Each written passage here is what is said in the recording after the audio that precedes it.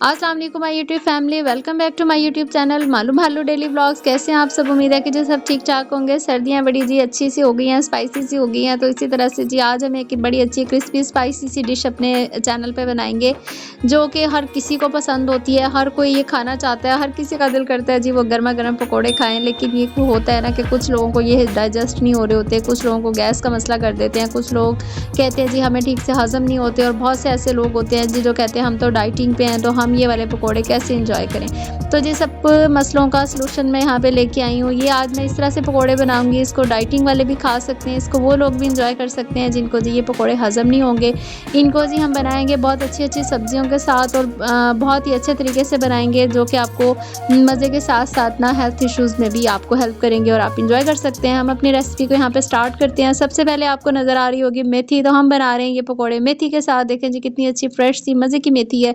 मेथी के जी सारे मैंने जो थे ना पत्ते वो अलग कर लिए थे, सारे लीव्स इस तरह से आपने तोड़ लेने हैं। मुट्ठी में भर के मैंने आपको दिखाई है, एक बड़ा जो आपके है ना बड़ी वाली मुट्ठी ये सारे पत्ते थे। तो यहाँ पे जो 16 से 17 पकोड़े मैंने बनाए थे ये सारी उसकी रेसिपी है। अगर आप ज़्यादा बनाना चाहते हैं सारी चीज़ें आप डबल कर लें। यहाँ पे जो मेथी है इसको बारीक बारीक इसके पत्तों को मैंने चॉप कर लिया था। इसी तरह से आप भी बारीक बारीक काटिएगा, बहुत ही अच्छे बनेंगे। मोटी भी आप काट सकते हैं, नो इशू, लेकिन बस मैंने बारीक काटी थी। यहाँ पे जी हमने मेथी को काट के बारीक एक साइड पे कर देना है। साथ ही साथ जी हमने जो इसमें दूसरी सब्जियां ऐड करनी है वो भी देख लेते हैं। यहाँ पे एक मीडियम साइज़ का आलू लिया, एक छोटी सी प्याज ली और 2 हरी मिर्चें ली। आलूओं को इस तरह से बारीक बारीक मैंने पहले काट लिया, अब मैं इसकी जूलियन कट कर रही हूँ। इसी तरह से आपने बारीक बारीक से आलू काटने हैं। इससे ये होगा जी आपके जो पकोड़े हैं ना बड़े ज़्यादा क्रिस्पी बनेंगे, बड़े अच्छे से बनेंगे।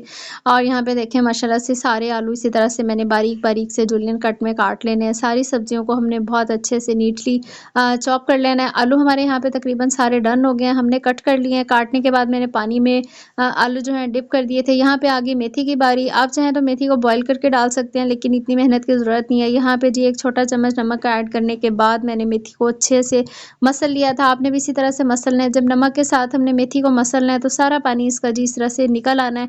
बस इतना ही मसलना है कि ये पानी छोड़ दे, और बाद में इसको खुले पानी में हमने बहुत अच्छे से वॉश करना है। आपको पता है कि जो मेथी होती है ना, मेथी में बहुत ज़्यादा मट्टी होती है, तो उसको बहुत अच्छे से वॉश करते हैं। यहाँ पे दूसरी सब्जियों की बारी आ गई है। हमने प्याज को भी इसी तरह बारीक-बारीक सा काट लेना है, जूलियन कट में काट लेना है, लंबा ही काटना है इसको।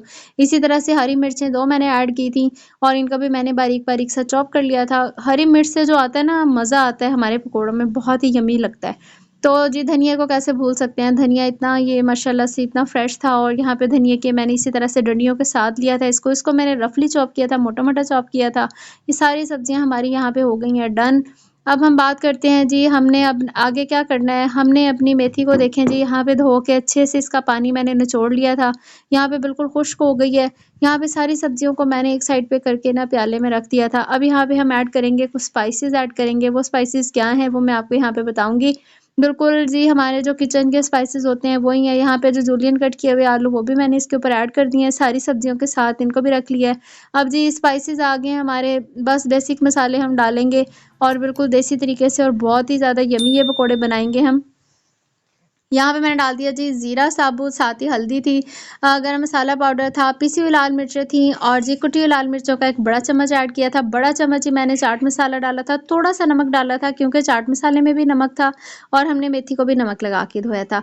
ये सारे मसाले मैं एक साइड पे रखूँगी। मैंने आलूओं के ऊपर इसलिए ऐड ऑन नहीं किए क्योंकि आलू और प्याज़ फिर अपना पानी छोड़ देते हैं। ऑलरेडी हमारी सब्जियों में माशाल्लाह से काफ़ी मॉइस्चर है।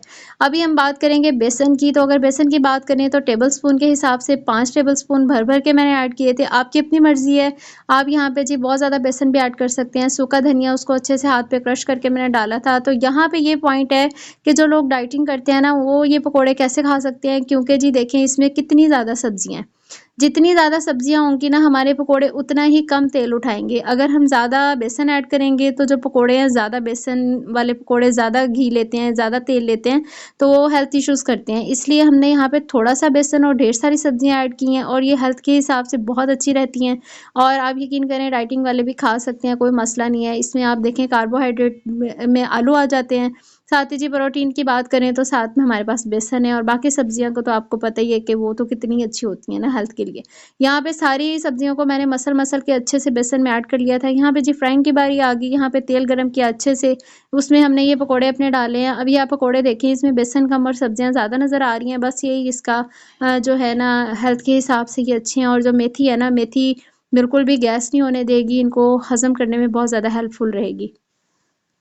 यहाँ पे इसी तरह से हमने जैसे पकोड़े फ्राई करते हैं मीडियम टू हाई फ्लेम पे हमने 4-4 5-5 मिनट एक साइड से सेक लिए थे और जी माशाल्लाह से देखें कितने ही अच्छे हमारे पकोड़े बन गए थे, डन हो गए थे और ये बहुत क्रिस्पी और क्रंची बने थे। मेरे बच्चों ने भी शौक से खाए थे और यहाँ पे जी थोड़े से मसाले में मैंने थोड़ा-सा बेसन और ऐड किया था। मैं अपने बच्चों की दादों के लिए बना रही थी, उनको थोड़े से नरम पकोड़े पसंद हैं तो उनके लिए मैंने अलग से बना लिए। उसी वाले जो बैटर में थोड़ा-सा ज़्यादा मैंने बेसन ऐड कर दिया था। तो जी अपने बुज़ुर्गों का भी थोड़ा बहुत ख़्याल रखना चाहिए, बल्कि बहुत ज़्यादा ख़्याल रखना चाहिए।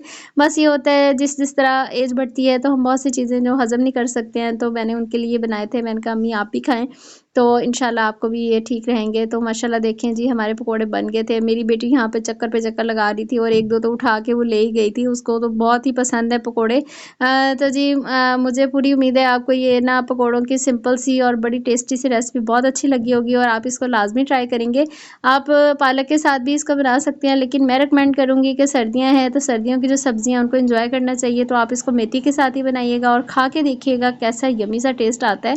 तो आपने लाज़मी ट्राई करने हैं और अपनी दुआ में हमें याद रखना है। मेरे चैनल पे न्यू है तो जी मेरे चैनल को सब्सक्राइब करें, लाइक एंड शेयर करें। इंशाल्लाह फिर आएँगे नई वीडियो के साथ, तब तक के लिए इजाज़त दें। अल्लाह हाफ़िज़।